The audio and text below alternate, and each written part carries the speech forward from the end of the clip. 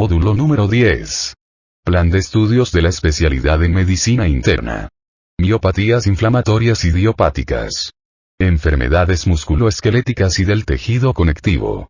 Una revisión realizada en el Hospital Clínico Quirúrgico Docente Miguel Enríquez. La Habana, agosto de 2021.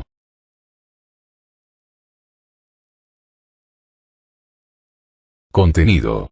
Frecuencia. Anatomía patológica. Patogenia. Criterios diagnóstico. Diagnóstico diferencial. Manifestaciones clínicas. Evolución clínica. Pronóstico. Tratamiento.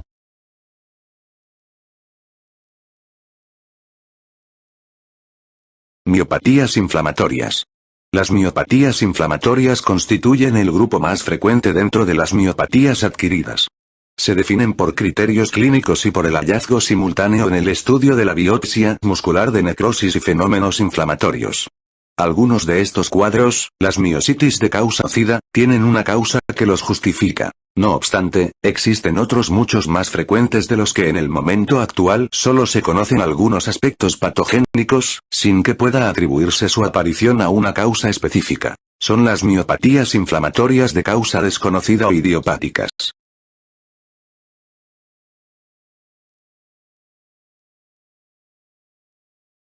Miopatías inflamatorias de causa desconocida o idiopáticas. Enfermedades musculoesqueléticas y del tejido conectivo.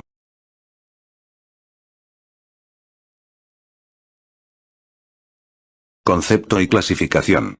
Las miopatías inflamatorias de causa desconocida o idiopáticas se clasificaron en 1975, sobre la base de criterios clínicos, en 5 grupos. Grupo 1 o polimiositis idiopática o primaria. Grupo 2 o dermatomiositis idiopática o primaria. Grupo 3 o dermatomiositis, o polimiositis, asociada a neoplasia. Grupo 4 o dermatomiositis, o polimiositis, de la infancia asociada a vasculitis, y Grupo 5 o dermatomiositis, o polimiositis, asociada a enfermedades autoinmunes como esclerosis sistémica progresiva, lupus eritematoso sistémico, artritis reumatoide, enfermedad mixta del tejido conectivo, síndrome de Sjögren y poliarteritis nudosa.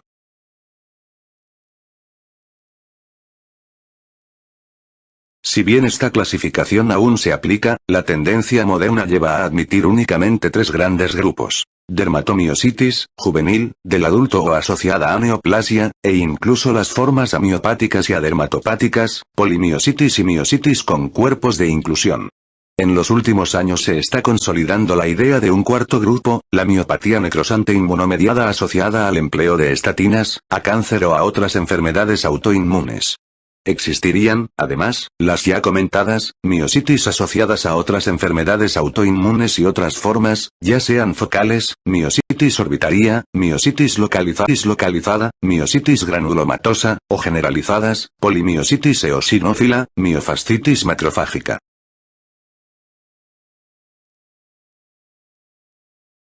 Epidemiología. La incidencia de las miopatías inflamatorias de causa desconocida o idiopáticas es de 5 casos por millón de habitantes, y su prevalencia, de 60 casos por millón. Dada la identificación de formas muy crónicas, es posible que estas cifras de incidencia y prevalencia aumenten en los próximos años. Desde una consideración global, se aprecia una distribución bimodal en relación con la edad de aparición, con un pico entre los 10 y los 14 años y otro entre los 45 y los 65 años. Las dermatomiositis idiopáticas y las polimiositis son más frecuentes en las mujeres, mientras que las dermatomiositis paraneoplásicas y las miositis con cuerpos de inclusión son más comunes en los varones, y estas últimas en sujetos de más de 50 años.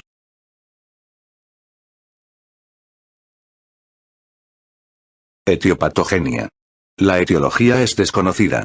Parece indiscutible que su patogenia es inmunológica por varias razones. Existen fenómenos de inmunidad celular y humoral, se han encontrado niveles elevados de citocinas como TNF-alfa, en una tercera parte de los casos se detecta algún autoanticuerpo circulante, algunos casos se asocian a enfermedades autoinmunes bien conocidas y, además, la mayoría de los pacientes responden, de forma transitoria o definitiva y en mayor o menor grado, a los tratamientos inmunodepresores. En las polimiositis se ha demostrado la existencia de fenómenos de citotoxicidad directa pero restringida a la expresión por parte del sarcolema de las células musculares de antígenos de clase 1 del complejo mayor de histocompatibilidad. En las dermatomiositis, por el contrario, existe una disminución en el número total de capilares, así como en la densidad capilar, y se ha demostrado lesión endotelial con depósito de C5b9, complejo de ataque de membrana. Esta lesión se detecta precozmente incluso en las formas amiopáticas. Anatomía patológica.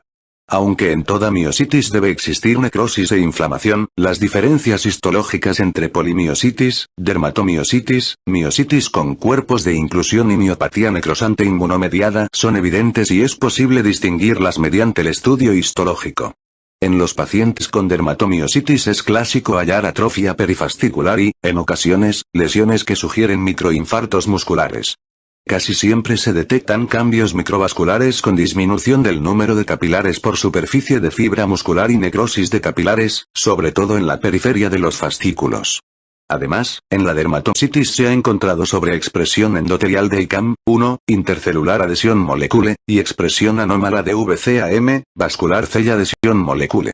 Por inmunohistoquímica se comprueba que en los pacientes con dermatomiositis existe cierto porcentaje de linfocitos B, mientras que en los pacientes con polimiositis el predominio de linfocitos TCD8. Las lesiones de las fibras musculares son distintas en las diferentes formas de miopatía inflamatoria, ya que en la dermatomiositis la necrosis es focal, pérdida de miofilamentos, y afecta a pequeñas áreas, microinfartos, mientras que en la polimiositis la necrosis muscular es parcheada. En ambas entidades se suelen detectar células musculares en regeneración.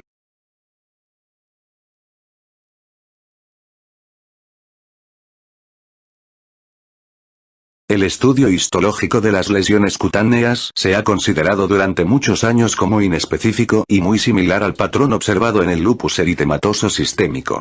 En algunos estudios se ha demostrado que las características histológicas distintivas entre dermatomiositis y lupus eritematoso sistémico son la menor intensidad de los infiltrados inflamatorios y su carácter focal perivascular, así como la existencia, inconstante, de depósitos de mucina, todo ello en el caso de las dermatomiositis. En los casos de miositis con cuerpos de inclusión, y junto a las lesiones típicas de miositis, necrosis e inflamación, se comprueba la existencia en las fibras musculares de vacuolas citoplasmáticas ribeteadas e inclusiones eosinófilas. Asimismo, pueden hallarse fibras rojas rasgadas, o rojo rotas. Ragged red fibers. En los estudios ultraestructurales de estas vacuolas se identifican agregados de material constituido por filamentos anómalos de 14 a 48 nm que corresponden al amiloide beta, similar al encontrado en las placas cerebrales de la enfermedad de Alzheimer. En los casos de miositis asociadas a otras enfermedades autoinmunes, el examen histopatológico muscular suele ser similar al de la polimiositis, síndrome de Sjögren, artritis reumatoide, enfermedad del injerto contrairreceptor, o al de la dermatomiositis, esclerosis sistémica progresiva, enfermedad mixta del tejido conectivo. En los casos de miopatía necrosante inmunomediada, los fenómenos de necrosis muscular, con macrofagia y sin ella, y los de regeneración son prominentes, mientras que los cambios inflamatorios son inexistentes o mínimos.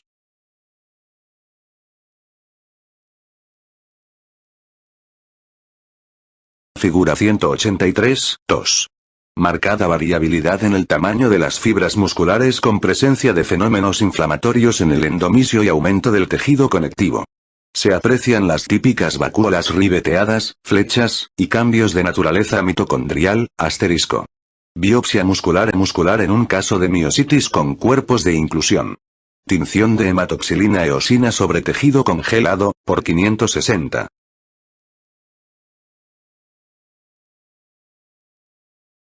Cuadro clínico. Las manifestaciones musculares constituyen el dato clínico más importante en estos procesos. Su aparición se inicia semanas o meses antes del diagnóstico. Aunque raras veces adoptan un curso agudo, ello se da con cierta frecuencia en la miopatía necrosante inmunomediada.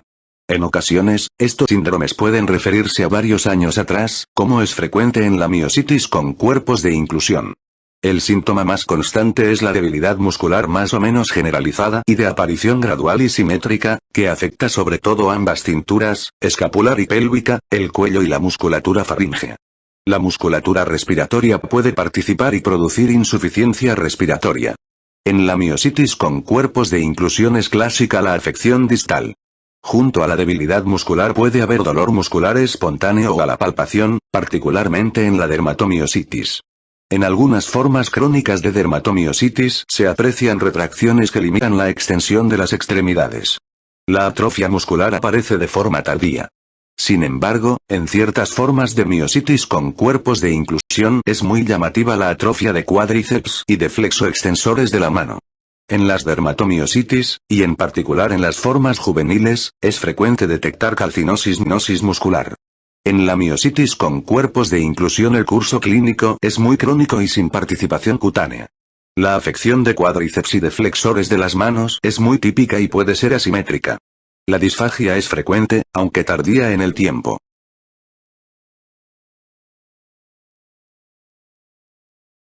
Se han descrito formas de presentación de miositis con cuerpos de inclusión poco habituales a modo de disfagia aislada y de debilidad selectiva de los músculos paravertebrales, vent espinocamptocormia, o de los músculos del cuello, síndrome de la cabeza caída.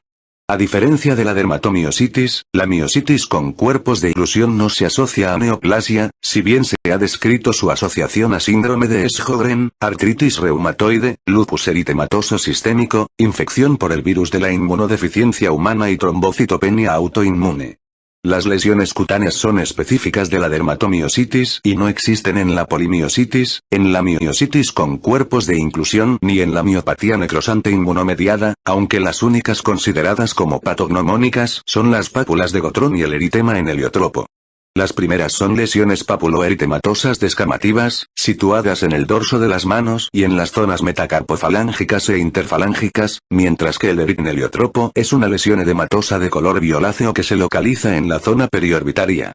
Otras lesiones frecuentes, aunque poco específicas, son hiperplasia cuticular, telangiectasias, eritemas crónicos fotosensibles, lesiones poiquilodérmicas, lesiones edematosas y las denominadas manos mecánicas, en las que aparecen grietas y fisuras en las palmas de las manos, a veces con pequeños microinfartos subungueales que confieren el aspecto de manos sucias. En general, las lesiones cutáneas preceden en meses o años a la debilidad muscular. Ello ha promovido el calificativo poco adecuado de dermatomiositis amiopática, pues en las muestras de tejido muscular de estos casos ya se encuentran datos de afección muscular en mayor o menor grado. De igual modo, se admiten las formas adermatopáticas, en las que el patrón histopatológico muscular típico de la dermatomiositis no se acompaña de lesión cutánea alguna.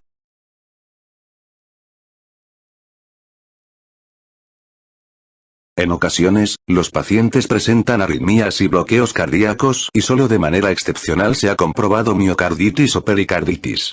En el 20% de los casos de dermatomiositis existirá participación pulmonar, que puede variar desde una neumonía intersticial y fibrosis pulmonar hasta bronquiolitis obliterante y lesión alveolar difusa.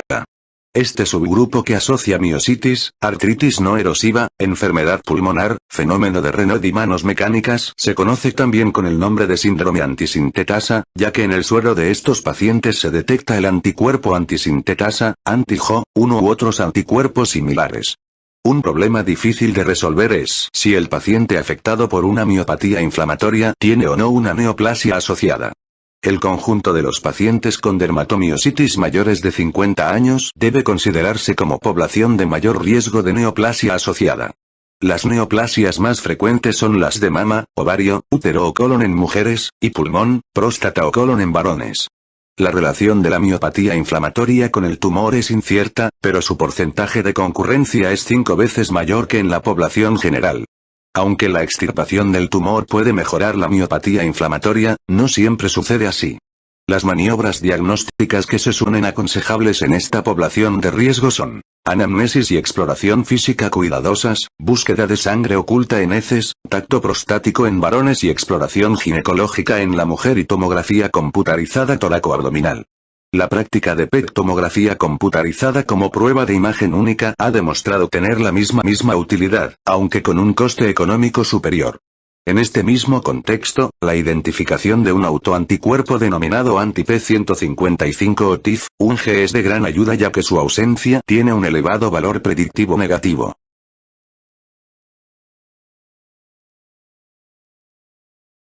Exploraciones complementarias. Las enzimas musculares séricas se hallan casi siempre elevadas en todas las formas de miopatías inflamatorias de causa desconocida o idiopáticas, aunque pueden ser normales hasta en el 20% de los casos de dermatomiositis y en un mayor porcentaje de casos de miositis con cuerpos de inclusión. Las más específicas son la CK y la aldolasa, pero también lactato deshidrogenasa e incluso las transaminasas. Por lo general, sus valores se encuentran en relación con las lesiones que presenta el paciente, por lo que están muy elevados en las dermatomiositis cuando cursan con microinfartos múltiples, y cerca de la normalidad en formas más localizadas y poco agresivas. En la dermatomiositis clásica es frecuente hallar el anticuerpo anti-Mi2. La polimiositis suele cursar con valores de CK globalmente más bajos.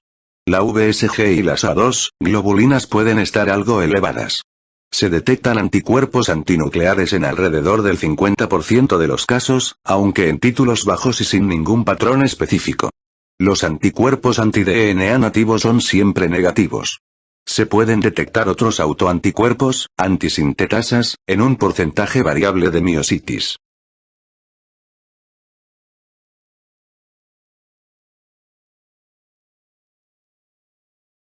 En la miositis con cuerpos de inclusión se ha descrito la presencia de un anticuerpo anti-CN1A o anti-NT5C1A, con un significado clínico incierto. En la miopatía necrosante inmunomediada es frecuente hallar valores de CK extremadamente elevados, menor o igual a 50 veces el valor normal, pudiéndose detectar asimismo algunos autoanticuerpos, como anti-SRP, Signal Recognition Particles, y anti-HMGCR3, hidroxi 3, metilglutárico enzimia reductase. En algunos casos de dermatomiositis amiopática con lesiones cutáneas muy prominentes, úlceras, se puede detectar el autoanticuerpo anti-MDA5, Melanoma Differentiation Associated Gen 5. Este cuadro clínico reviste una especial gravedad por la participación pulmonar o cardíaca. En el electromiografía es frecuente registrar potenciales de fibrilación y un patrón típicamente miopático en la mayoría de los casos. En la miositis con cuerpos de lesión suelen coexistir datos de miopatía y de neuropatía. El electrocardiograma suele ser normal. Los estudios de RM muscular han adquirido una gran importancia, ya sea en la identificación no sospechada de la participación de grupos musculares determinados, ya sea en la elección del músculo que se 5 activado a biopsiar. Con la RM es posible distinguir el edema muscular, actividad, de la atrofia, cronicidad.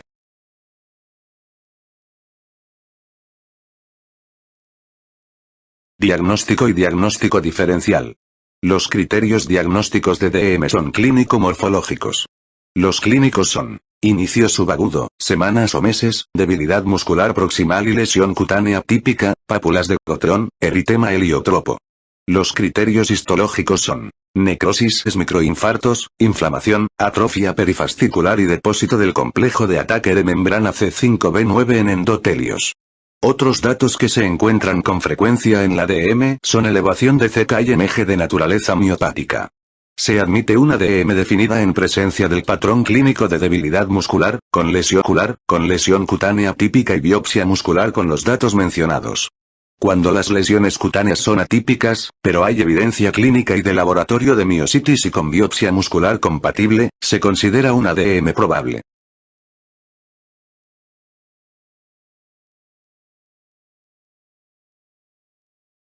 Se admite el concepto de DM posible cuando hay participación cutánea y muscular pero la biopsia no es concluyente.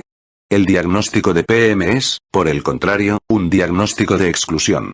Por lo que se refiere al aspecto clínico deben descartarse distrofias musculares, miopatías tóxicas y metabólicas, miopatías, polimialgia reumática y amiotrofia diabética. En el examen histológico debe existir necrosis e inflamación y expresión de antígenos de clase I del MHC, y deben excluirse algunas distrofias musculares con inflamación histológica, como la facioescapulohumeral, la deficiencia de disferlina y la de calpaína, ya que en ellas es muy frecuente hallar fenómenos de necrosis e inflamación. Además, se estima que cerca de una tercera parte de los casos de PM corresponden en realidad a MCI, la cual se podrá diagnosticar tras una segunda o tercera biopsia muscular, al evidenciar una respuesta desfavorable al tratamiento. El diagnóstico de MCI se establece según criterios clínicos como duración de más de 6 meses, lenta progresión de la debilidad con atrofia y participación precoz de cuádriceps y flexores de los dedos de las manos, y con arreglo a los criterios histológicos ya citados.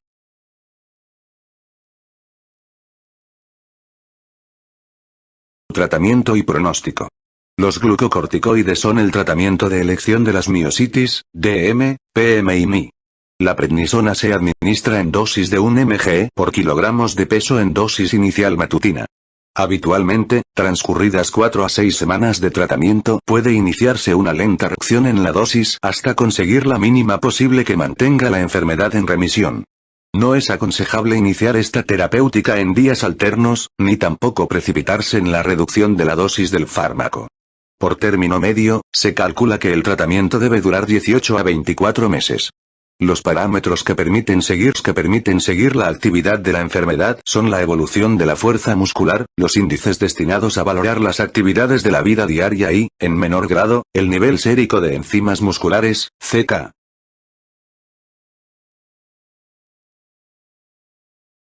Las manifestaciones cutáneas descritas, incluso las consideradas patognomónicas, pueden evolucionar de forma independiente de las manifestaciones musculares, para constituir en ocasiones un verdadero problema terapéutico. En los casos en que tras 4 a 6 semanas de tratamiento con glucocorticoides en las dosis indicadas no se haya obtenido una respuesta clínica, pueden asociarse inmunodepresores, como azatioprina, metotrexato, micofenolato o tacrolimus. La azatioprina en dosis de 1,5 a 2 mg por kilogramo de peso y día es muy eficaz. La evolución clínica marcará el momento de iniciar la reducción de las dosis de inmunodepresores. Existen algunos casos, por fortuna excepcionales, en los que no se obtiene respuesta clínica con ninguna de las opciones terapéuticas citadas. En estos casos ha dado buenos resultados el empleo de ciclosporina en dosis de 4 a 5 mg por kilogramo de peso y día. Lo mismo ha ocurrido con la administración de gamma-globulina en dosis elevadas, 0,4 gramos por kilogramos de peso y día durante 5 días cada mes, y, aún en pocos casos, con el empleo de rituximab. La plasmaféresis se ha demostrado ineficaz en estudios randomizados y controlados con placebo. El tratamiento de las lesiones cutáneas, cuando no remiten con las restantes manifestaciones de la enfermedad, puede requerir el empleo de hidroxicloroquina en dosis de 3 mg por kilogramos de peso y día. No existe un tratamiento con eficacia comprobada de la calcinosis muscular. Solo es resolutiva la extirpación quirúrgica cuando es anatómicamente factible. Las manifestaciones cardíacas responden al tratamiento básico de la enfermedad. Solo en el caso de que se produjera bloqueo auriculoventricular debe indicarse la colocación de marcapasos.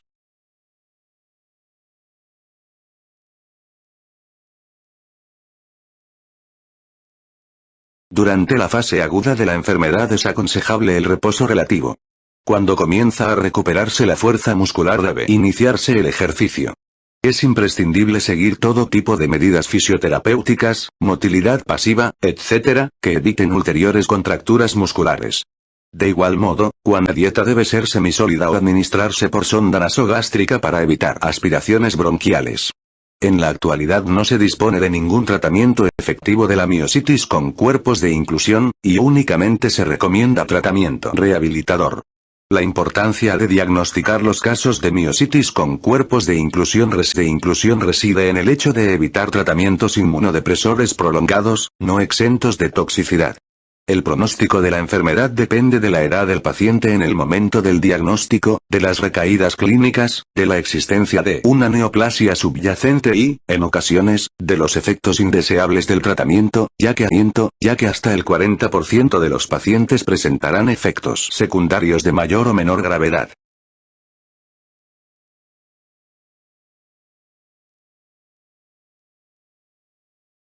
Por lo general, en pacientes que no presentan una neoplasia, el fallecimiento en fases agudas de la enfermedad se debe a complicaciones infecciosas, neumonía por aspiración y sepsis de cualquier origen. La mayoría de los pacientes responden en mayor o menor grado al tratamiento.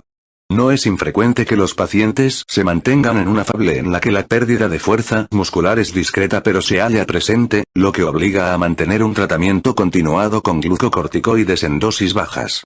Al menos el 25% de los pacientes siguen este curso crónico del proceso. El 40% de los pacientes se recuperan casi totalmente a los 5 años. La evolución de la dermatomiositis asociada a neoplasia y su respuesta al tratamiento con glucocorticoides es idéntica a la del resto de dermatomiositis. La mortalidad en estos casos se debe siempre al proceso proliferativo primario. En el caso de la miositis con cuerpos de inclusión, el curso clínico es muy prolongado en el tiempo, y aunque solo se producen fallecimientos por complicaciones médicas y no por la propia enfermedad, el grado de discapacidad funcional de los pacientes es muy marcado con el paso del tiempo.